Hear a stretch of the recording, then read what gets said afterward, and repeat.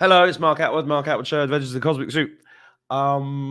Before I start the show, remember the links in the description. That's where you get on my email list and look at all other sorts of goodies down there. Please remember to do that. I've just come off a strike, 7 days off of YouTube.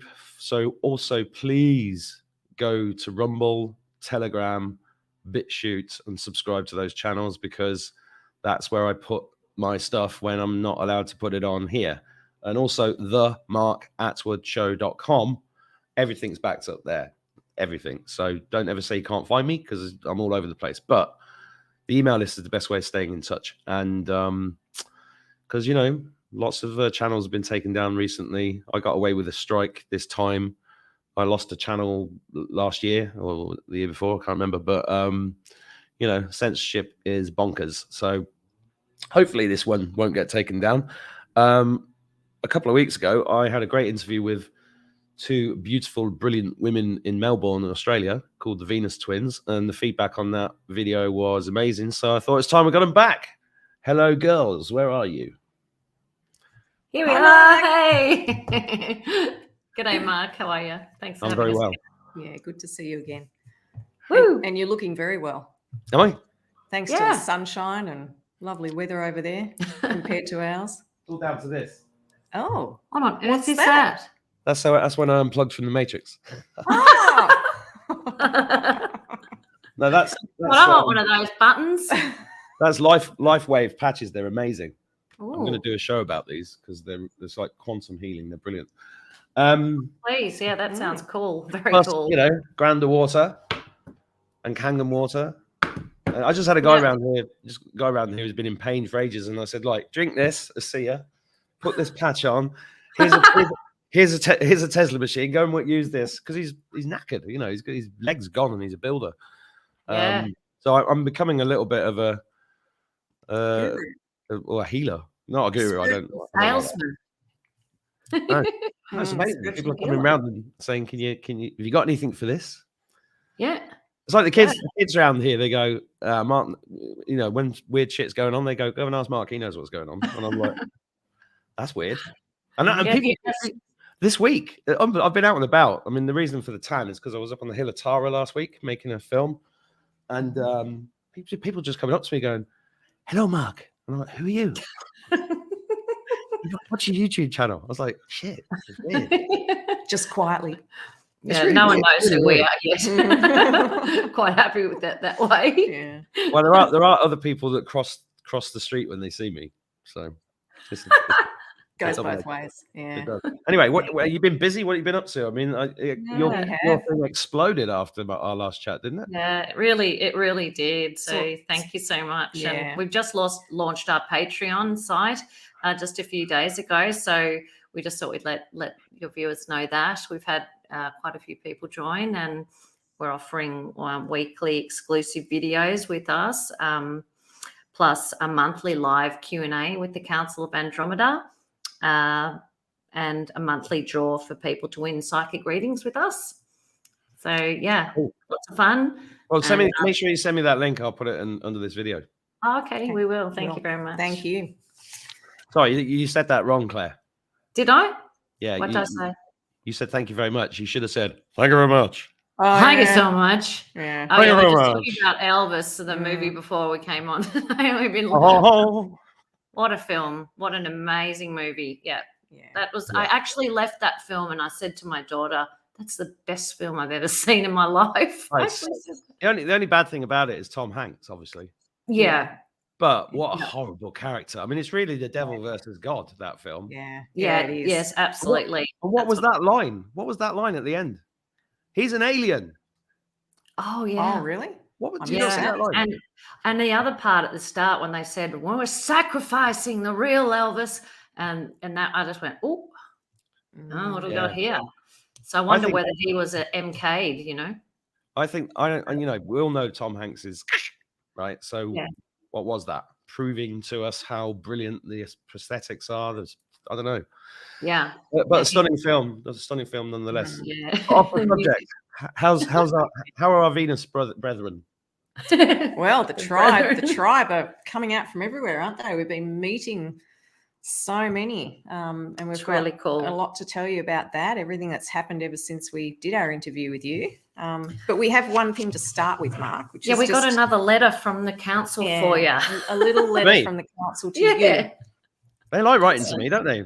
They do. Yeah, they do. That's sweet. So here it is. Dear Mark, it is our sincere pleasure to have the Venus twins on your show again. It is very kind of you to invite them on again, and a special thank you from us. The Council of Andromeda is being offered. So thank you, and keep up the great work for humanity. You are covering a lot of bases with the people you choose to interview, and we couldn't be happier with the cross-section of people you talk with and ask questions of. We feel that your channel is offering the most diverse and interesting content in the world right now. So again, thank you, and a big congratulations to you. Okay. I'll take that. I'll take that. There's a galactic thank you. There you go. Thank you, guys.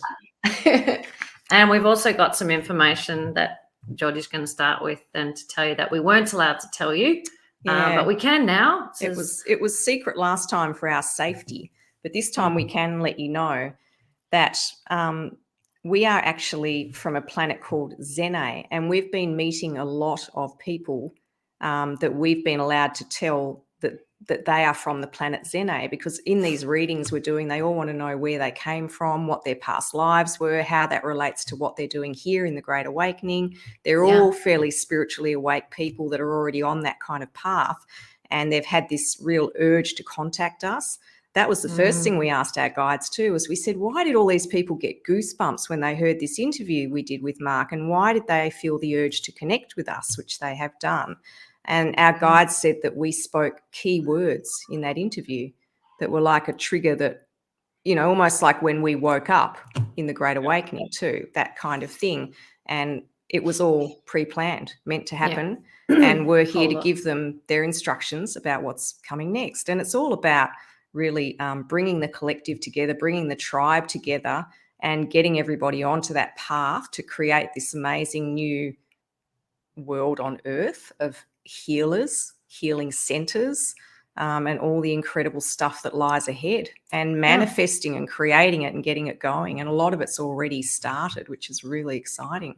And we've just found that out through meeting these people too, that some of them are already involved and it's already starting. So we're so excited about that. But we weren't allowed to tell you last time. We were talking about the Council of Andromeda, which it is known as, but it's actually the Council of Zene to us. Zene. And that's the planet that we are from originally, and you are also from originally. And all the beings we've met who are from this planet, which is ancient, like you can't look it up, Zene, it was a small planet of very benevolent ancient beings that goes back eons. Our planet was destroyed by the Dracos, by the evil, eons ago, and our ship were the only Zene beings who survived, because God sent us on a mission, a fake mission, which saved our lives. And we should be extinct, but we're still here. So about 1,000 of us. Wow. Well, survived. Have you seen, there's a TV show called The Orville. Have you seen it? No, but do we need to? Oh, I watched it. My friend Abby said, you need to watch this. And it's Seth, what's his name? Guy who did no, not him. He's the bad guy. The one who did Family Guy. Oh, yeah. Can't remember his surname. But it's a piss take out of Star Trek. And the Orville is the ship, the name of the ship. And I think it was season 1, episode 4 that I watched. And the ship, it's like the Enterprise, right? And it just turns up, and there's this huge ship, like massive ship, and they go inside it, and inside the ship, it's all what I just described to you before this interview. Same thing that I saw in the QHHT session that I did. Inside the ship, it's all rolling hills and rivers and lakes and seas and oceans with a blue sky with lots of lights in it, right? And they go to this farm, and the farmer shoots them and tries to shoot them. And they're like, what's going on? Why are you trying to shoot us? We're trying to help you. We're trying to start your engines up, because if you don't start your engines up, you're going to crash into that star in 6 months and you'll all be dead. And they're like, what are you talking about? And they're like, what do you mean? What are we talking about? Your ship. They're like, what ship? You don't know this is a spaceship? No, they didn't know it was a spaceship. And their engines broke. And they 3 or 4 generations gone by, and they'd completely forgotten their history, and they thought they were on a planet. And then there's a great line at the end where the captain says, "Is this? You telling me this thing's got a sunroof?" He said, "Yeah, open it up." All the people are there, and looking up from their farms with their pitchforks as the roof opens up, and they can see the stars for the first time. And I was like, "Yes, talk about hidden in plain sight." Yeah, exactly. It's fantastic, and it's very funny. You should watch it. Okay. Oh, good. That sounds like our kind of a movie. Written it down, yeah. Yeah. Awesome. Wow. Thanks, Mark. So you are a Zene being originally. Blue color. Yes, is that right? And blue. we are blue. Yeah, originally blue. Oh, really? Because I did a past life regression about 2 years ago, and I was blue. Every person I've met just about who's from Zene, they've all told me before I told them where they're from, they've said to me, I've had visions of blue people. Yeah. And I've had a blue being come to me in a vision or a meditation. I'm like, yeah, I know where you're from. But I assumed it was Arcturian. Well, yeah, there are many possibilities of this blue skin beings, but apparently I take it all in my stride. And when I did that regression, the name Artemis came to me. I don't know if that means anything. Cool name. We'll write that down. We'll ask for you, Mark. Yeah. Yeah. What this planet? How do you pronounce it? Zene, Zenae. Yeah. It was destroyed eons ago. We survived on our ship on the Enterprise, about 1,000 of us, and then we became Lyrans. We actually 3 Lyrans. Yes. Yes, it's pre-Lyra. Yes. I thought Lyrans were the oldest souls in the universe. Well, we are from the beginning of time, apparently. Okay. So even further back than that. Very ancient. Very. It just keeps getting more interesting. Very humble. I think we're looking good on it. Oh yeah. Oh yeah. We scrub up all right, don't we? We went through the same thing as Lyrans, lost our planet to evil because we're targets of the evil ones, because we've always worshipped the one true living God. Well, and so we are very connected. I'm getting the truth bumps. So oh, I love it when you get them. Yeah, we're very connected to God. And he takes care of us and protects us, and we work with him. And that's the reason that Claire and I are working with him, because we always have and we always will every lifetime. And because we've been through this loss of our planets too, as Zene beings, we became very humanitarian beings. And as we told you last time, God created the Council of, we called it Andromeda, which it is known as, that is correct. But he created the Council of Zene then after we lost that planet, Zene. And that was to save other planets from the same fate from then on. And obviously we didn't succeed with Lyra, but we have ever since. Is that what this bit is about? So doing that. The council, I'm just going to get this right. The Council of Andromeda is really known as the Council of Zene. So that was its original name when God created it.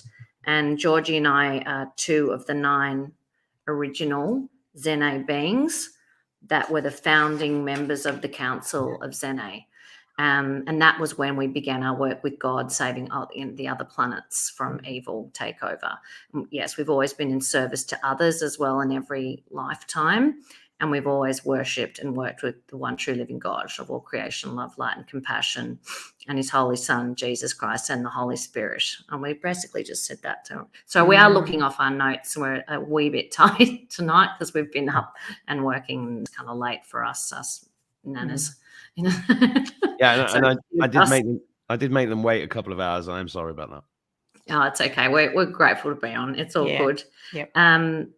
And the last part was when we fight as warriors in the tunnels, saving all of the beings that are held captive there by evil, we always wear the full armor of God.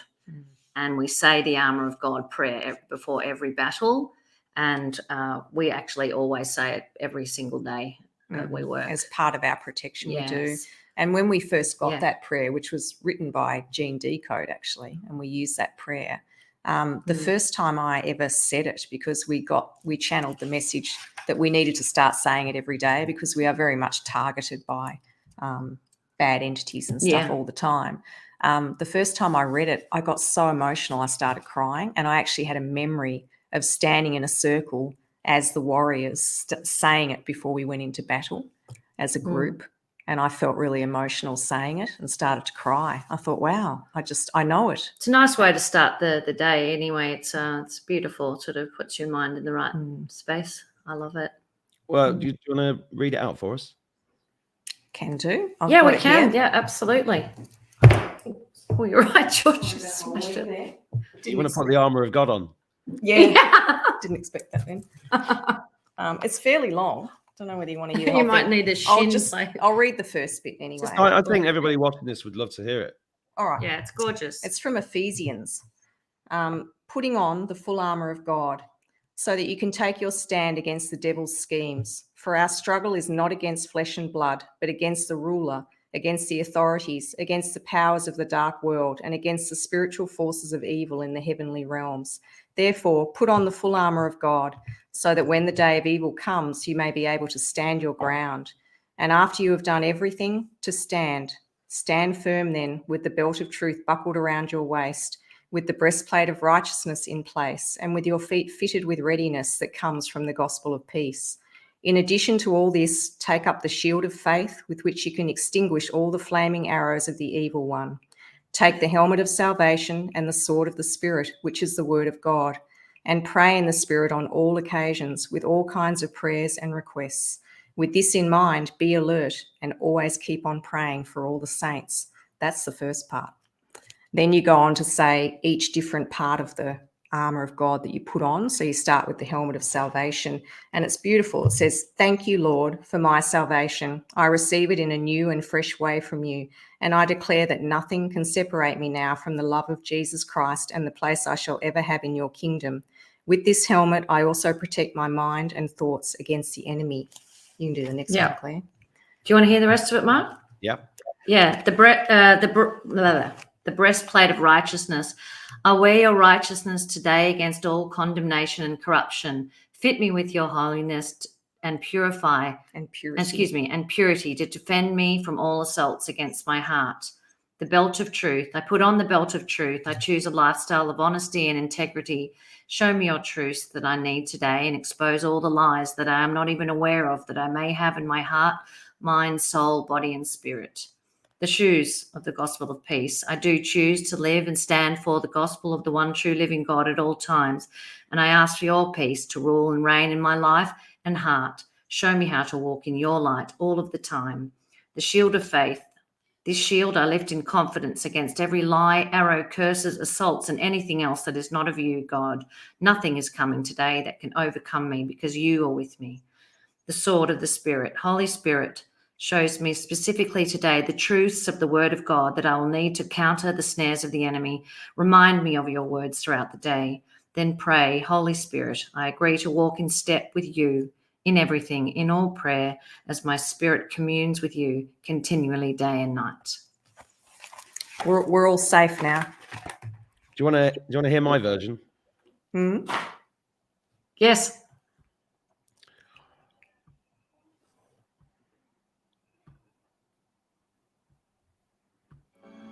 Oh my goodness, you got to be kidding. It is time to put on the whole armour of God, that you may be able to stand against the wiles of the devil. For we wrestle not against flesh and blood, but against principalities, against powers, against the rulers of the darkness of this world, against spiritual wickedness in high places. Wherefore take unto you the whole armour of God, that you may be able to withstand in the evil day, and having done all, to stand. Stand therefore, having your loins girt about with truth, and having on the breastplate of righteousness, and your feet shod with the preparation of the gospel of peace. Above all, taking the shield of faith, wherewith you shall be able to quench all the fiery darts of the wicked, and take the helmet of salvation and the sword of the Spirit, Unreal. which is the word of God. Wow, that was awesome. Fantastic. Love it. That's what I did. What I prepared earlier. That's weird because I got told to make that like nearly 2 years ago. Oh, nearly 2 years ago you did that. Wow, that's amazing. Yeah, brilliant. Yeah, it's much more entertaining than I think we'll just say your version. I might just play it. It's really warms you up. Well, that's why I made it, so people can put it on when they're doing the washing up or whatever. And sometimes it's because there's that many affirmations to do now. The whole day prayers, affirmations. It's fucking 3:15 by the time you're ready to go out. Yeah, I know. Well, we're going to talk about that too. Okay. So we've got some interesting stuff to tell you about. The people that we've met since we've last spoke to you, and all the clients that we've had sessions with. A lot of them have been the 1 hour psychic reading. So we've met all types of people at different missions, and we want to tell you about a few of them, more interesting ones. So we met one person who is the strategist for the actual ship's diamond shape. And this young woman that we've met here, she's only 19 years old actually on Earth, but a very, very highly intelligent young lady. But on the ship, she uses geometry to work out the ship's trajectory and the ship's speed and all of the complex calculations for the ship's motion and speed. She is an extremely brilliant and a super intelligent young person in her life here on Earth, as I just mentioned. We also met the healer strategist on the ship, who helps us work out how to take on the jobs that we do with all the other planets and healing with other planets and all the other and races of beings en masse. So working with populations of beings.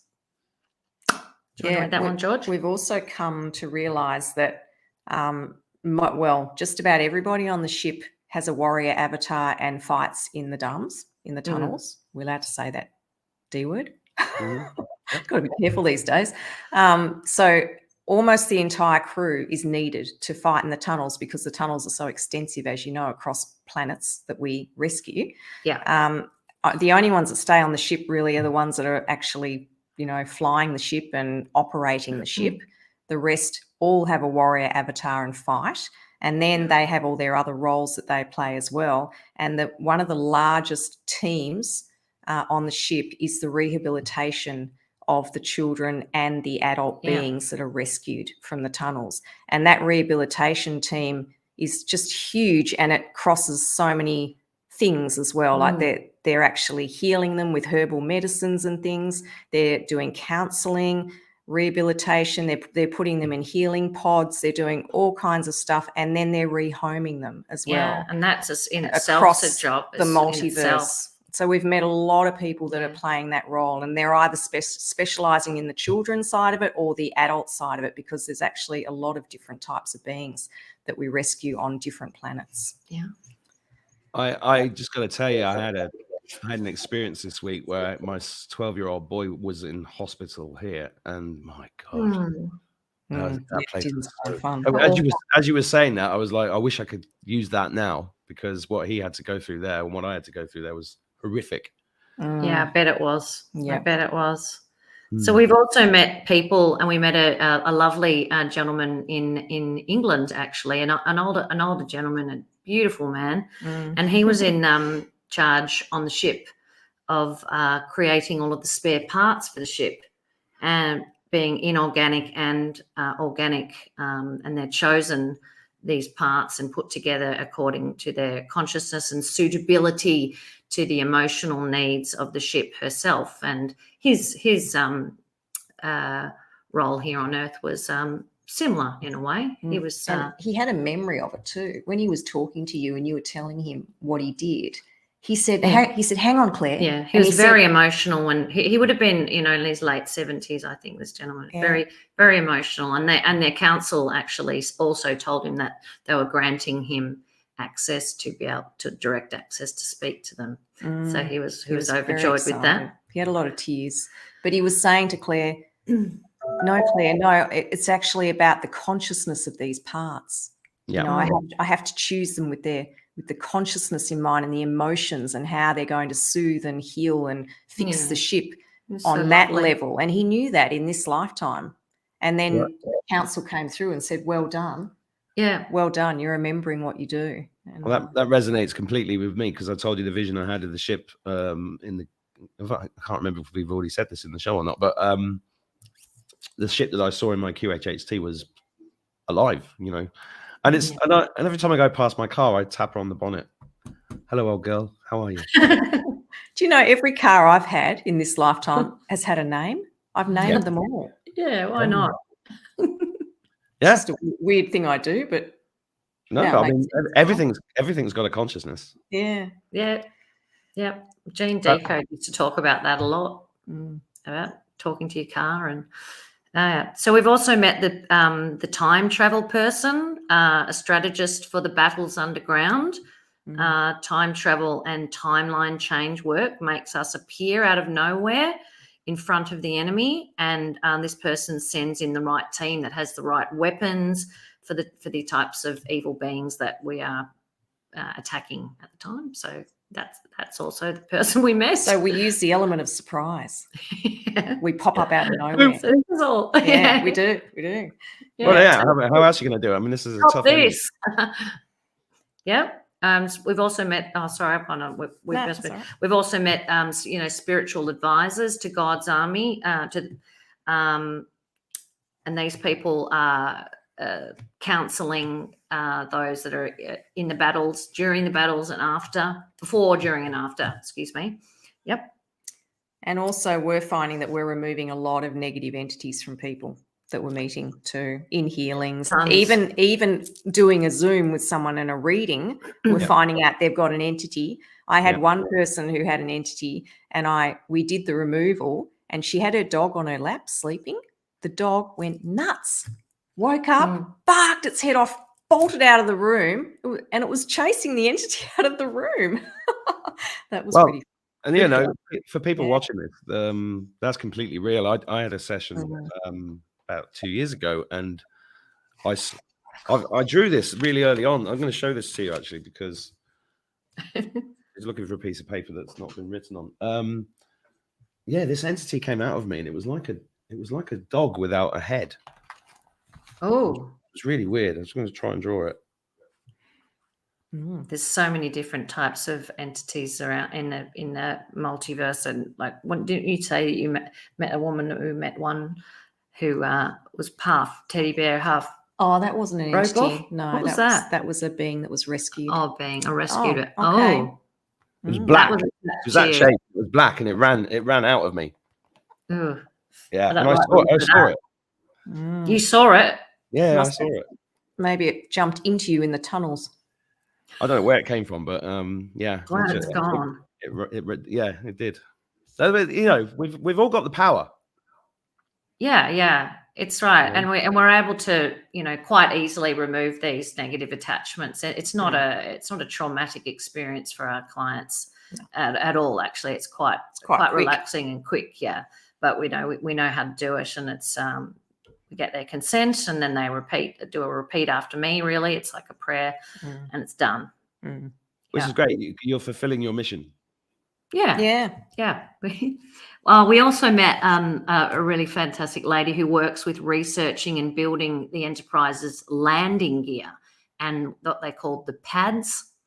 And she also builds and constructs the tarmacs that the ship lands on. And she's on Earth was very much surrounded by big, heavy machinery in her life.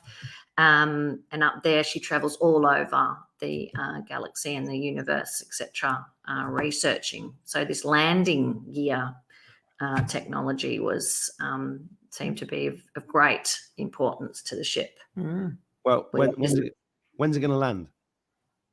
Yeah, exactly. Where, hopefully at the MCG, it'd be good. You can't say when, Mark, because there's no such. I know. We're in the now. I know, it's just annoying. We've also met a lot of people who are currently on the path of being a healer in some form or another, and they're going to be doing our course and learning to remove these harmful things. So there'll be a lot of them spread across the world, which is really good news. So there'll be an army of people that are going to be helping to do that across the world. And we've been given many guided mission statements for people. So they've been helped with their new earth businesses by their guides, telling them, you know, or helping them to bring people together in communities in all different types of ways as well, and giving them mission statements and, you know, information about how to set up the business that they're create it and make it even more interesting and more bringing the community together than it was before. And this is another thing that seems to be happening a lot too. We're getting guided ceremonies being given to certain people, certain key people. I spoke to a lady in New Zealand who needed to receive her ceremony to help release her people's, her country's suppressed spiritual expression over time. And then we met the person who is the actual gatekeeper of Ulleru's heart here in Australia. And he has held the key inside his heart since he was born. It's not Stephen. It's not Stephen, is it? No, I'm not allowed to say who it is, unfortunately. To use in ceremony at Uluru to signal to the ancestors to also open their hearts and to set the people free of this great southern land, being Australia, of course. Well, that's very. Did you see the film I made called Dragon Riding in the Middle of Nowhere? No, we haven't had time, unfortunately, to see it. Yes, that was around. I did some dragon riding with Huna Flash, who's a Lemurian king, and that was extraordinary. But then we went to Ishnok, which is the heart chakra, a sacred site in Ireland, and the whole thing was about the heart. The whole film, with the hawthorn trees, and which are great for the heart, and it was all about opening up this, unplugging this energy. And you just said about a country with repressed energy. Yes, that's right. Okay, and it's all about the heart. That's where the is attacking, and they're trying to, especially we've been led to believe that Australia is the center. Uluru is the heart of the entire planet. So I met someone who was an Indigenous Australian elder in a past life. He didn't come from Australia. He actually came from the UK, but was really drawn to move to Australia. So he did in recent years. Didn't even know why, but just felt this calling to move here. And he is going to be conducting a special ceremony at Uluru to reset the crystal grids of the entire planet back to their original settings so the planet can access its natural power source. All in a day's work, It's really interesting stuff. Yeah. Oh, wow. We also met the commander of navigation on the ship. So we all depend on him for our safety. And he works out where we're going, how we get there. He even works out how we enter the atmosphere of a planet that can be quite dangerous. We know it's dangerous. And so he works out where we're going in, where we actually stop the ship, where we position the ship in the atmosphere to keep That's definitely not me. Mm. When I was learning to fly, when I was 17, solo over London, and I delayed 7 passenger jets because I got lost. And I had to go through the Heathrow approach path, and all these jets were delayed while this little kid was going back to the airfield. I'm not the navigator. I know that. Right. That's not that many delayed when you think about how many are coming and going. Have we worked out what Mark does on the ship yet? Have we found that out? No, we're going to give him a session we can find out everything. Yeah, we'll find out. But also that guy who's the navigation guy, he tells the crew. He's the one who tells the crew to all get into their pods when we're going to go at the speed of sound or the speed of light. When they do that thing with they all meditate and. Well, the speed of sound's a piece of piss. That's only 700 knots. That's nothing.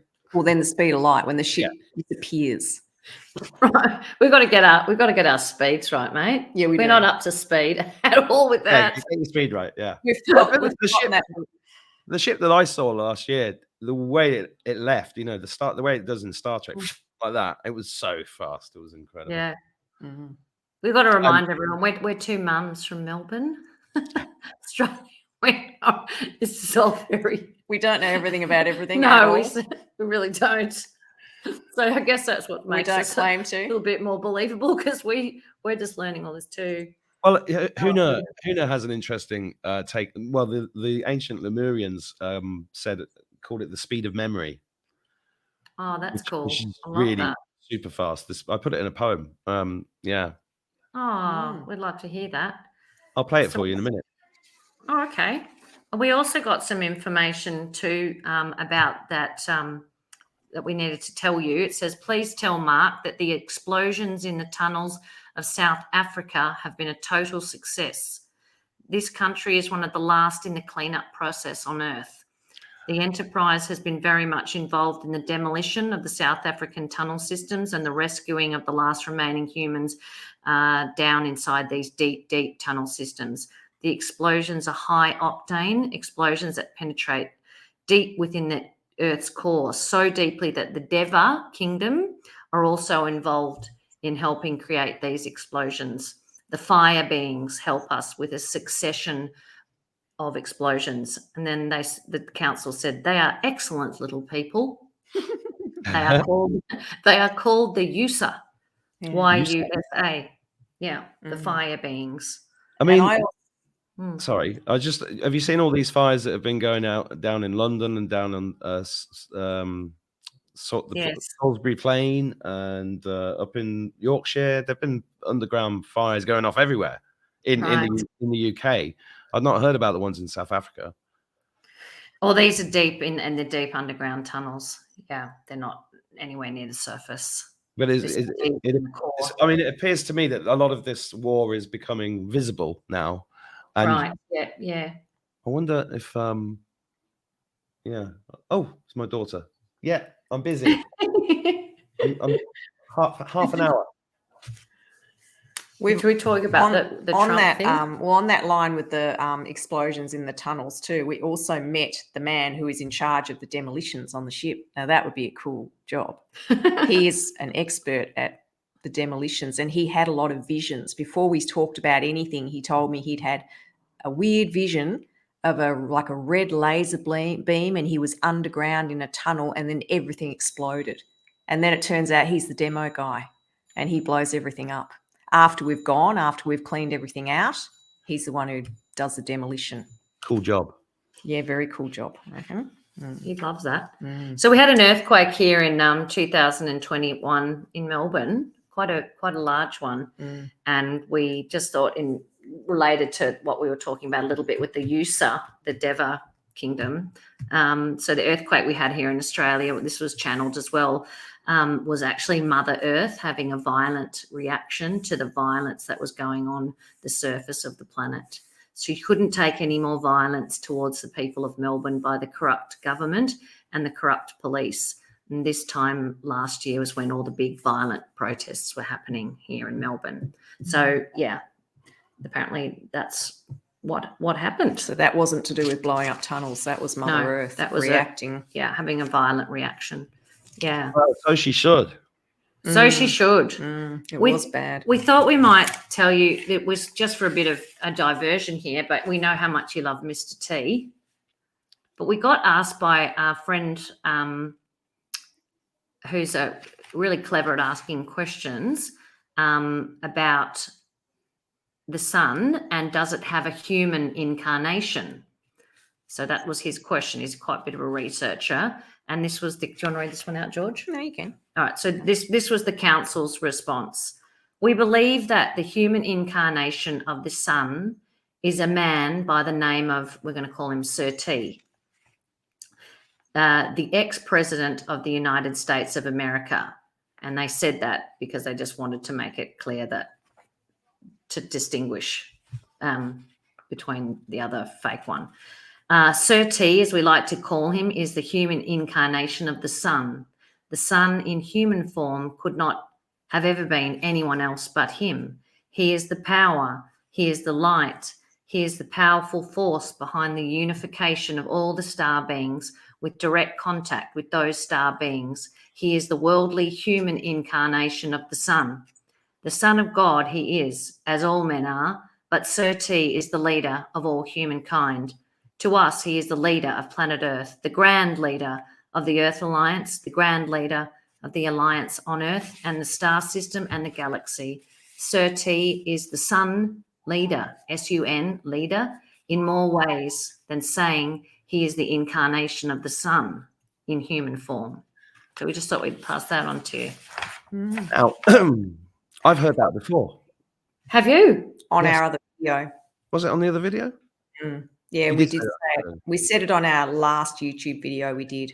Oh. No. I mean, I've heard. No, I heard that Oh, about you've heard it from somewhere else. Yeah. I'm trying to remember where, but it makes sense to me. And I got a huge wave, as you were saying. Yeah, and he's sort of sun in colour, isn't he? He's yellow. Yeah. This is what, I just want to explain to the viewers, 5 years ago, I thought he was just a, celebrity, billionaire, playboy, blah, blah, blah. And then I've said this story before. I was driving along, listening to him speak on a podcast or something in my car in Marrakesh, and I had to pull over. And it was a deeply spiritual experience I had listening to him. And then I went, oh my God, this guy is not human. He's not. This is amazing, and how do and being a supporter of him over the last 6 years has been really difficult. I got a text from a famous friend of mine. He's very well known, and I was sending him my poems as I was writing them, and he sent me a text saying, "Stop sending me these poems." And I went, "Why?" He said, "You're going down a very dangerous path." And that was one where I talked about Mr. T. I've not spoken to him since. No, you wouldn't have much to talk about. Gosh. So it's wonderful to hear that, though. Yeah, we just thought we'd share that one with you. Just thought I'd throw that in there then. I completely concur with that. Yeah, it's cool. So we also got some information too from the council about the safety. They wanted to talk about the safety of people at the moment in regard to psychic attacks. Ah, good, yeah. Yeah. Do you want to go, George? Common thing.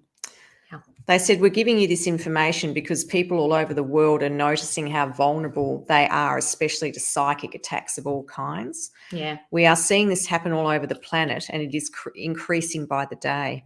People are waking up with injuries after being actually physically attacked in their sleep by evil entities. Yeah. We've had that happen. Also, we are seeing people that have had many negative attachments in their auric fields, causing them all sorts of trouble. And we would like to get this information out and how they can prevent this from happening to them. So this is how to protect yourselves. It's important to have a deep sense of faith in God and to stop believing in the end of this world in any way. The moment you have a negatively charged thought, like being in a state of fear, is when these entities latch onto you. So the intention to set for your day is very important.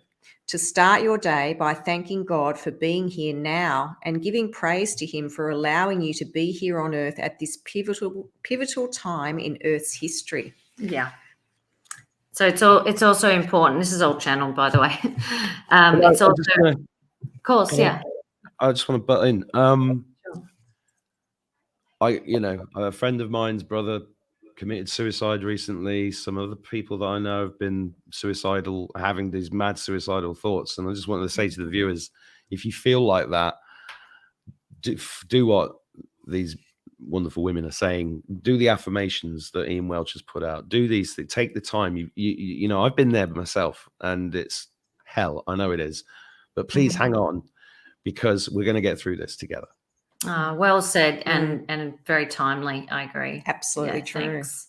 Yeah, it's pretty hard for some people. A lot of people are at their wits' end. They really are. Yeah, I know. So the council has given more suggestions and reassurance. So it's also important to protect yourself with your thoughts. Just the thoughts are all that is necessary to protect yourself. The intention and then your thoughts are important. So check in with the way you are reacting and thinking about issues in your life. Instead of being fearful, try and be grateful. It changes the timeline instantly. And this is where what we are talking about. So prayers and smudging and crystals and all the rest are terrific, they said. If you have created a negative attachment. But in your daily lives, all you have to do is stay present and practice gratefulness and gratitude for being here and having breath in your body and blood in your veins. That's it, they said. There's no need for daily protection prayers and invocations unless you are a practicing psychic channeler, because we're more open to exploring consciousness and therefore open to more psychic attacks. And we also have protection, aided protection, because of our protectors that we've talked about. But we still have to do extra work. So there is another way that we'd like to show your viewers and yourself about how to stay in the now, which comes very naturally to some people, but for some people it doesn't. And they're kind of missing the point with a lot of their work because they're not really sure about how to stay in the now. And it's a simple way, and it's about bringing your awareness from up from the head and the incoming programs, all the unhealed baggage that's coming in, the ego and all of that, and bringing your awareness down to the base of your spine. And it's done with the breathing technique, just in through the nose and out through the mouth, visualizing a golden ball coming down all the way to the base of your spine or anywhere underneath that. Yeah. And that's how you get into the flow. That's how you get into the quantum flow. Quantum body. Yeah, we do this daily, and it really helps to live in a state of flow rather than being fearful, being prone to all the programming around us and to our ego mind as well. Yeah. It really helps you to deal with any situation that's difficult. You can just simply do this breathing in through your nose, gently blowing out through your mouth, and just imagine your awareness going down to the base of your spine and hold it there at the base of your spine. And it can really change things for you because you're getting into the quantum field of energy, which is the new energy of the planet. And quantum is cellular, and it's just getting into source energy, the field of all possibility. Limitless possibilities. Becoming whole again rather than being separate and being in this racing mind that we all have that's bombarding us with so much stuff. Yeah. It calms you and just puts you into a state of flow. And it's a really valuable tool to do this. And Claire and I have been doing a course on this that's really amazing. And we've been working with quite a few clients with it too, and it really helps them. It also helps you to transform programs because we're all full of programs, and it helps you to transform millions in seconds. Yeah, well, the most powerful thing I've ever done in my life was breathing in a forest with this breathing, and it was more powerful than ayahuasca, peyote, acid, everything. It was like just breathe, and I was gone for hours, and it just cleared everything. So breathing is super. Say again? That must have been it. Yeah. You were there. If you did any form of grounding, like someone I met this week too also said to me that he was taught by someone how to meditate and how to breathe, and she gave him some visualizations, but part of it was that he had to imagine the blades of grass underneath him where he was sitting and really, connect with those. And that got him into the quantum field because he was down at the base, taking his awareness to the base. And he got into the quantum field, and then he connected with his higher self. He connected with his original being. He found out his name, his spiritual name. Yeah. All sorts of information came flowing into him because he was in that quantum state, which connects you to everything. So it's an amazing thing to do. Really good space to connect with your higher self as well. Yep. And increase your clairvoyance. It's really cool. It's really exciting. It feels really good too. Really. And it's really easy and it's really quick to do. So, it's all the best things are. Pardon? All the best things are. Yeah, that's right. So true. That's it. So what else could we talk to you about? Oh, there's just so many things. We did have some information about Aurora. Would you like us to tell you a bit about the new Earth and her name? Yes, please. And we do have a picture of her as well. Have you seen anything you think might look like another sun in the sky lately, Mark? Interesting you say that. I posted a thing on Telegram this morning with a new crop circle down in Wiltshire, which looks like two suns on a planet. I'll just dig it out actually because it's. Oh, wow. Well, this is a photo that was sent to us by one of our viewers. Oh, Twist it so the light's not on it. oh God, I can't It do it. goes the opposite direction. It's quite difficult. Yeah. I feel like I'm. Oh, there you go. There you go. Oh, just saw it then. Can you see it? Yeah, I can Okay, see. so that was taken in Melbourne. Oh yeah. I can see the two now. In the afternoon. No, there's only one. There's only one. I saw one above it. Okay. It was taken in Melbourne. Oh, that's really hard to do that. Yeah, it is, isn't it? It's like an illusion. Oh, that's it. You can see it now. Okay. Oh wow, yeah. So that's not the sun and that's not the moon. So anyway, it was taken around 2 o'clock in the afternoon, and this client of mine sent that in. So we did a channeling on it, and we've seen it too. Yeah, I've stood there and stared out my window and thought, I'm looking at the sun, but it's really easy to look at it. What's going on? I was there's asleep. no like light sort of emanating really from it, and it wasn't the moon either. So anyway, this is what they said. So the planet of Aurora, which is the 5D Earth, is being seen much more frequently now in the skies of Earth and being mistaken as the sun. She doesn't shine as brightly as the sun does, so that hints at the difference when awake humans see her. The seeing of Aurora is a gift from God to help in your ascension. Aurora is a planet that can only hold humans of a higher density than 5D, so 5D or higher. The planet herself is a highly evolved planet. She is sister to Gaia, a loving sister born recently. However, her consciousness is eons old. So yes, she is new in a human sense. She incarnated starting around 2017, and it was glorious.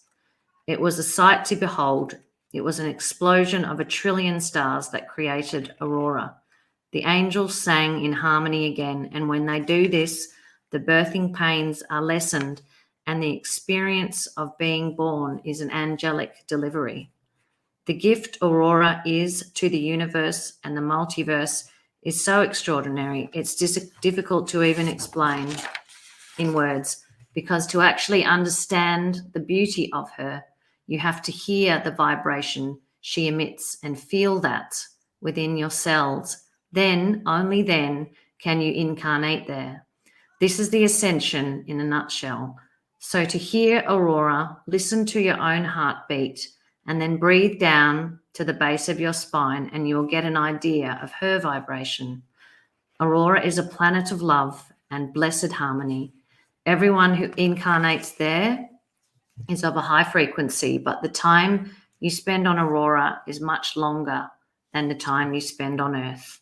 A lifetime on Aurora will be around 800 to 1,000 years. Mm. Yeah, I've been getting that 800 years thing myself. Have a look at this. Oh. Yeah. This was yesterday. Wow. Mm. What's that on the smaller one? Looks very much. Gosh, that's so beautiful. I know. What's this? Yes, exactly. It feels very much like it, doesn't it? Oh, yeah, it gives me the shivers, that one. And I kind of get that the big ones are maybe Gaia splitting into the different realms, because that's what we're being told too, that on Gaia there will still be the third dimension, and some people will choose to stay there and live out that NWO timeline. Yeah. And others will keep on ascending, and so they'll go to the fourth and the fifth. And in those realms is where all these healing centers and Nasara Jasara and all these amazing things that we're creating are going to be, and where all the Venusians are bringing, you know, that beautiful healing side that we've set up on Venus to Gaia, to Earth. So that's what I get when I see that. I think it's and then the other smaller one is the new Earth, Aurora. Yeah. And apparently you go to Aurora I think you have to be chosen by God to go, but you also have to have been in service to others in every lifetime. And basically, we're living every lifetime now. Yeah. Because everything's simultaneous. We're multidimensional. We're living it all now. There's not the things that we call our past lives are not really in the past. They're kind of all happening. All happening now. And so we're either in service to others or we're in service to self. And that's what is the deciding factor. Yeah. Pretty simple. Yeah. And also the process of ascending too, they were explaining to us, is all about getting into that quantum field, becoming the quantum body. My daughter's at the window going like this. Yeah, I've got a daughter the same. She wants a lift. She wants a lift somewhere. That's okay. Well, we can finish up. Yeah, it's fine. We've had a lovely chat. We won't take it's great. Yeah, I'm just like, I've got a house full of kids and I've got to go be here, be there, be there. Yeah, we understand. We've got to go to bed. It's late. Yes, you have. You have. I'm sorry to keep you up so late. We were actually up at 5 a.m. today. We've been busy bees. I know you're doing great stuff, and there's some wonderful things in what you've said today. And we'll get you back again in a couple of weeks if you can spare the time. Because this story's just evolving, and it's just too much. It's too much fun. It's too interesting, isn't it? Yeah. Well, let's do a private one for you too in between. Cool. Yeah, we'll set that up. We'll set that up. Please do. Please do. Sorry to keep you up so late. Have a lovely weekend. That's all right. Okay. We used to stay up this late when, a few years back ago. In the old days. Back in the old days. It's all happening at the same time. I know. Yeah, that's it. You are still staying up late. Yeah. Wonderful to see you both. Thanks so much. You too. Thanks for having us. Yeah, well, you take it easy. I'll see you soon. Bye, everybody. Enjoy the sun. Bye, everyone. Well. Yeah.